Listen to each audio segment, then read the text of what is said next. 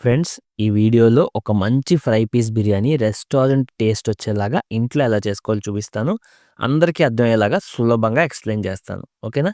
ముందు ముప్పావు KG chicken తీసుకోండి. శుభ్రంగా కడిగేసి ఒక గిన్నెలో వేసి, పావు టీ స్పూన్ పసుపు, 1 టేబుల్ స్పూన్ కారం వేసుకోండి. దీంతో పాటు 1 టేబుల్ స్పూన్ చికెన్ మసాలా వేసుకోండి. అలాగే 1 టేబుల్ స్పూన్ కొత్తిమీర పొడి, అర టేబుల్ స్పూను మిరియాల పొడి అంటే నల్ల మిరియాల పొడి, బ్లాక్ పెప్పర్ పౌడర్, అలాగే 1 టేబుల్ స్పూన్ ఉప్పు వేసేయండి. వీటితో పాటు అల్లం వెల్లుల్లి ముద్ద ఫ్రెష్‌గా దంచిందేసుకోండి 1 టేబుల్ స్పూను. ఇంకా కసూరి మేతి ఇలా కొంచెం వేసుకోండి. ఒక హాఫ్ టేబుల్ స్పూన్ దాకా ఏసుకోవచ్చు. కొత్తిమీర ఇంకా పుదీనా ఇలా గుప్పెడు గుప్పెడు వేసుకోండి. అంటే చిన్న కప్పులతో వేసుకొని 4 టేబుల్ స్పూన్ వరకు చిక్కటి పెరుగు అంటే నీళ్లు లేని చిక్కటి పెరుగు వేసుకోండి. దీంతో పాటు అరబద్ద నిమ్మకాయను కూడా వేసుకోండి. నిమ్మకాయ, పెరుగు కంపల్సరీ వెయ్యాలి. ఎందుకంటే, మనకి ముక్కలు టెండర్‌నెస్ రాడానికి. అంటే చికెన్ ముక్కలు పైన గట్టిగా ఉన్న లోపల పర్ఫెక్ట్‌గా ఉడకాలి అంటే, ఈ రెసిపీకి ఈ 2 కంపల్సరీ ఎయ్యాలి. ఇప్పుడు చివరగా ఒక టేబుల్ స్పూన్ నూనె కూడా వేసుకోండి. నూనె ఒకవేళ మీకేయడం ఇష్టం లేకపోతే పెరుగే ఇంకో టేబుల్ స్పూన్ ఎక్స్‌ట్రా వేసుకోండి. ఏం ప్రాబ్లమ్ లేదు. ఇప్పుడు ఇవన్నీ బాగా కలిపి, అక్కడున్న స్పైసెస్ అన్నీ వాటిలో అవి మిక్స్ అయ్యి, చికెన్ ముక్కలకు కూడా పట్టేలాగా కలుపుకోవాలి. ఒక 2, 3 నిమిషాలు పడుతుంది. పర్లేదు టైం తీసుకొని కలిపేయండి. ఇంకిలా బాగా కలిపేసుకున్న తర్వాత, దీన్ని ఇలా దగ్గరికి చేసుకొని గంట సేపు మ్యారినేషన్ పెట్టాలి. అయితే మూత పెట్టి పక్కన పెట్టుకోండి గంట సేపు. ఓకేనా? ఇప్పుడు రైస్ మనం నానబెట్టుకోవాలి. దానికోసం కేజీ బాస్మతి రైస్ తీసుకున్నాను. కానీ కప్పుల లెక్కని చెప్తాను ఈ వీడియోలో. సో, 4 కప్పులు రైస్ అనమాట బాస్మతి రైసు. అయితే మామూలు రైస్ కడిగినట్టు కడిగేయకూడదు. అలా కడిగేస్తే బాస్మతి రైస్‌లోన అరోమా పోతది. ఒక స్మెల్ ఉంటది కదా! మంచి ఫ్లేవర్ అది పోద్దనమాట. సో, దానికోసం ఏ గిన్నెలో తీసుకున్నారో దాంట్లో కొంచెం వాటర్ ఏసుకొని, ఇక్కడ నేను చూపిస్తాను చూడండి. అలా స్మూత్‌గా కలుపుకుంటూ మనం ఆ రైస్‌ని కడగాలనమాట. అలా కడిగినప్పుడు ఇలా తెల్ల తేట పైకి తేలుతది కదా! అలా తేలిన తర్వాత ఆ వాటర్ ఒంపేసి, ఇదే ప్రాసెస్ ఇంకో 2 సార్లు చేయాలి. అంటే మొత్తం 3 సార్లు ఇలా కడగాలి. అంతకన్నా ఎక్కువ కడిగేయకండి. మళ్ళీ ఫ్లేవర్స్ పోతాయి. అలా కడిగేసిన తర్వాత రైస్ మొత్తం వాటర్‌తో నింపేసి నానబెట్టుకొని అరగంట సేపు ఉంచాలి. మీరు ఎప్పటికప్పుడు టైం చూసుకుంటూ ఉండండి ఈ వంట వండేటప్పుడు. ఓకేనా? రైస్‌ని అరగంట సేపు నానబెట్టుకోవాలి. ఇందాకల చికెన్ మాత్రం గంట సేపు పెట్టాలి. ఈ గ్యాప్‌లో మనం ఏం చేయాలి అంటే, మనం మంచి మసాలా కావాలి ఫ్రై పీస్ బిర్యానీకి. దానికోసం ఇక్కడ నేను చూపిస్తున్నాను చూసారా? ఈ స్పైసెస్ అన్నీ శుభ్రంగా గ్రైండ్ చేసుకొని మసాలా చేసుకోవాలి. ఇక్కడ ఉన్నవన్నీ యాడ్ చేస్తే మీకు ఈజీగా ఈ వంటకి సరిపడా మసాలా రెడీ అయిపోద్దనమాట. అంటే కేజీ రైసు, ముప్పావు కేజీ చికెన్ వాడితే ఎంత బిర్యానీ చేయొచ్చో, ఆ బిర్యానీకి కావాల్సిన మసాలా అంతా రెడీ అయిపోద్ది. గ్రైండ్ చేసి పక్కన పెట్టుకోండి. ఈ అరగంట గ్యాప్‌లో మీకు కావాల్సిన మిగతా ఉల్లిపాయలు ఇవి, అవి అన్నీ ఫ్రై చేసి పక్కన పెట్టుకున్నాక, ఒక పెద్ద కళాయి తీసుకొని, దాంట్లో ఒక 2 టేబుల్ స్పూన్స్ దాకా నెయ్యి వేసుకోండి. అలాగే నూనె ఒక 3 టేబుల్ స్పూన్స్ దాకా వేసుకోండి. ఈ 2 కొంచెం వేడెక్కిన తర్వాత, ఇక్కడ చూపించిన బిర్యానీ మసాలాలన్నీ ఏంటి జాజికాయ, జీలకర్ర, అలాగే మరాఠీ మొగ్గు, ఇంకా బిర్యానీ ఆకులు, లవంగాలు ఇక్కడ ఏవైతే ఉన్నాయో అవన్నీ ఇక్కడ చూపించిన కొలతల ప్రకారం వేసుకొని, వాటిని ఇలా కలుపుతూ ఒక నిమిషం పాటు మీడియం ఫ్లేమ్ మీద ఫ్రై చేసుకోండి.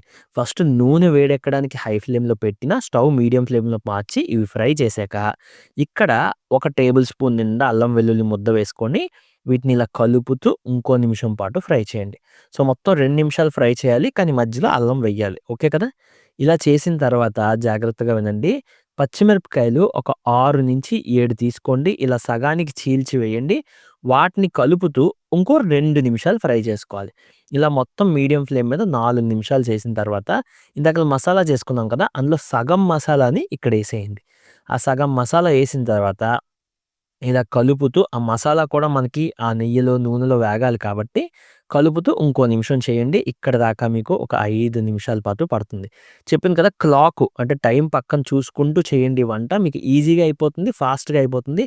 ప్లస్ నేను చూపించిన ప్రాసెస్‌లో చేస్తే మీకు ఒకేసారి అన్నీ సులభంగా ఉంటదనమాట.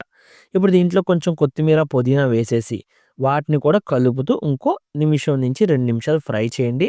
కాకపోతే కొత్తిమీర, పుదీనా ఎయగానే దీన్ని మీడియం నుంచి లో ఫ్లేమ్‌లోకి మార్చేసుకోండి. ఓకేనా?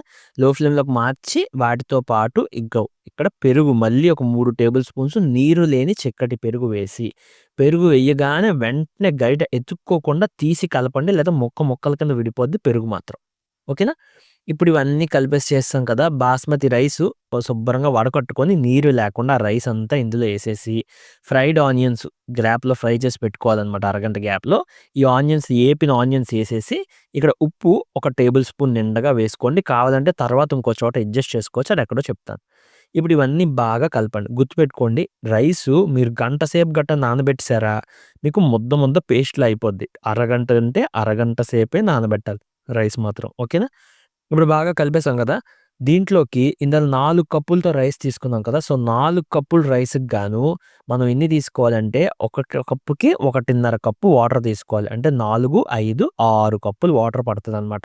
కరెక్ట్‌గా 6 కప్పులు వాటర్ మనం ఏం చేయాలి అంటే, ఆల్రెడీ పక్కన వేడి చేసుకొని, ఆ వేడి నీళ్ళు తెచ్చి దీంట్లో ఏసి, ఇప్పుడు దీన్ని మనం మీడియం ఫ్లేమ్ మీద పెట్టుకొని, ఒక 5 నిమిషాలు ఉడకనివ్వాలి. ఈ గ్యాప్‌లో కళాయి తీసుకోండి ఒకటి, నూనె వేసేయండి ఒక 2 టేబుల్ స్పూన్స్. ఆ నూనె వేడెక్కాక ఉల్లిపాయ ఏసి కొంచెం మీడియం ఫ్లేమ్ మీద ఫ్రై చేయండి. ఫ్రెండ్స్ నేనేదైనా డౌట్స్ ఉన్నా సరే కామెంట్స్‌లో పెట్టండి. వెంటనే రెస్పాండ్ అవుతాను. మీకు ఈజీగా ఎక్స్‌ప్లెయిన్ చేస్తాను కూడా కామెంట్స్‌లో. ఓకేనా? ఇప్పుడు దీంట్లో కొంచెం కరివేపాకు రెమ్మలు వేసేసి, దీన్ని కూడా ఫ్రై చేసేయండి ఒక నిమిషం పాటు.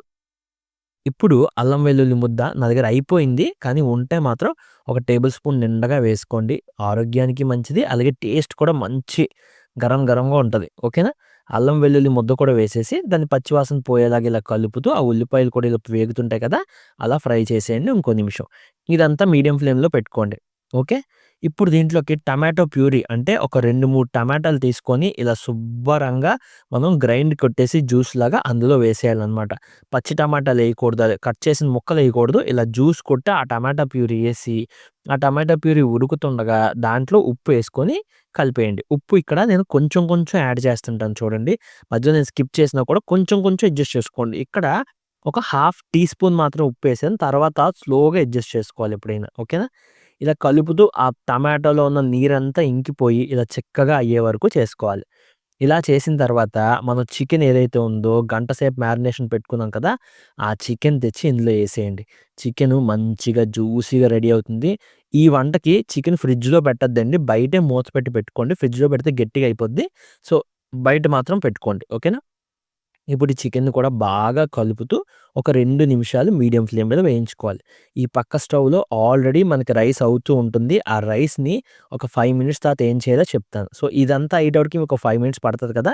ఇప్పుడు చికెన్‌ని ఒక 7 మినిట్స్ దాకా వదిలేసేయాలి. అయితే ఈ గ్యాప్‌లో ఒకసారి ఆ రైస్ దగ్గరికెళ్ళి ఇలా బుడగలొస్తూ నీళ్లు తేలుతూ ఉంటుంటది. చూసారు కదా! ఇప్పుడు జాగ్రత్తగా వినండి.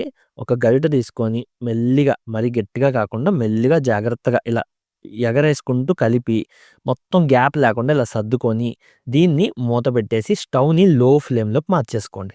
లో ఫ్లేమ్‌లోకి మార్చేసి దాన్ని ఒక పక్క ఉడకనివ్వండి. మినిమమ్ ఒక 10 నిమిషాలైతే అది ఉడకాలి. ఇందాకల మీడియం ఫ్లేమ్‌లో 5 నిమిషాలు ఉడికించాం, కలిపాము, మళ్ళీ 10 నిమిషాలు ఉడికించాం. అయితే ఇక్కడ చికెన్ మనం ఏం చేసాం 7 నిమిషాలు పక్కన పెట్టాం కదా చికెను. ఆ 7 నిమిషాలు పక్కన పెట్టిన చికెన్‌ని మూత తీసి ఇంకో నిమిషం ఇలా గట్టిగా కలిపిన తర్వాత ఇక్కడ ఏం చేయాలి అంటే ఇందాకల మసాలా దంచుకున్నాం కదా స్టార్టింగ్‌లో సగం బిర్యానీలో యాడ్ చేసాం. సగం ఇక్కడ చికెన్‌లో యాడ్ చేసి శుభ్రంగా కలపాలి. ఫ్రెండ్స్ మీకేమైనా కన్‌ఫ్యూజ్ చేస్తున్నానా? ఎక్స్‌ప్లనేషన్ బావుందా? వీడియో ఫ్లో బావుందా? ఇవన్నీ కామెంట్స్ చేయండి. మీరు ఇక్కడి దాకా చూసారు అంటే మీకు ఎంతో కొంత వీడియో నచ్చుండొచ్చు కదా! సో, మీ ఫీడ్‌బ్యాక్ నాకు చాలా ఇంపార్టెంటు. సో, కామెంట్స్‌లో చెప్పండి మీకు నచ్చిందో లేదో ఎక్స్‌ప్లనేషన్ గాని ఏమైనా డ్రాబ్యాక్స్ ఉందో చెప్పండి ఫ్రెండ్స్. నాకు చాలా హెల్ప్ అవుద్ది ఇంప్రూవ్ చేసుకోవడానికి. ఇప్పుడైతే పచ్చిమిరపకాయలు కూడా ఒక 4 ఏసుకోండి. కొంచెం కొత్తిమీర ఎయండి. ఒక్కొక్కటి ఏసి కొంచెం కొంచెం బాగా కలపండి. మీకు చిక్కగా దగ్గరగా అవుతుంది. ఒక విషయం ఫ్రై పీస్ బిర్యానీ అనగానే చాలామంది ముక్కల్ని చికెన్ ఫ్రై కొట్టేసినట్టు కొట్టేసి యాడ్ జేస్తారు. కానీ మీరెప్పుడైనా బెంగుళూరు, హైదరాబాద్ ఇలాంటి ప్లేసెస్‌లో రెస్టారెంట్‌లో ఫ్రై పీస్ బిర్యానీ తింటే చికెను ఇక్కడ నేను చూపించినట్టు వస్తదనమాట. సో, అలా చికెన్ కూడా ఫ్రై అయిపోయింది. అది ఆపేసుకోవచ్చు స్టవ్వు. ఇప్పుడు రైసు ఇలా గరిటె దించి చూసాను కదా! అలా దించి చూస్తే ఎక్కడైనా వాటర్ తగిలిందా చెమ్మ అంటే ఇంకొంచెం సేపు ఉండాలని. లేదు అంటే ఇలా నెయ్యి ఏసేసుకొని 1-2 టేబుల్ స్పూన్స్ మీ ఇష్టం. మీకు ఎంత నెయ్యి పిచ్చుందో దాన్ని బట్టి ఏసుకొని ఇలా జాగ్రత్తగా కలిపేసుకొని మూత పెట్టేసి పక్కన పెట్టుకోండి. మీరెప్పుడు తినాలనుకుంటే అప్పుడు వేడి వేడిగా ఆ బిర్యానీ, ఆ చికెను కలిపి ఇక్కడ నేను చూపించినట్టు వేసి తినండి. సూపర్‌గుంటుంది. వీడియో నచ్చితే గట్టిగా ఒక లైక్ కొట్టండి. మీ బ్లెస్సింగ్స్ నాకు కావాలి. చిన్న యూట్యూబర్‌ని ప్లీజ్ ఫ్రెండ్స్ సపోర్ట్ చేయండి. మీ రెసిపీ రాంబాబు.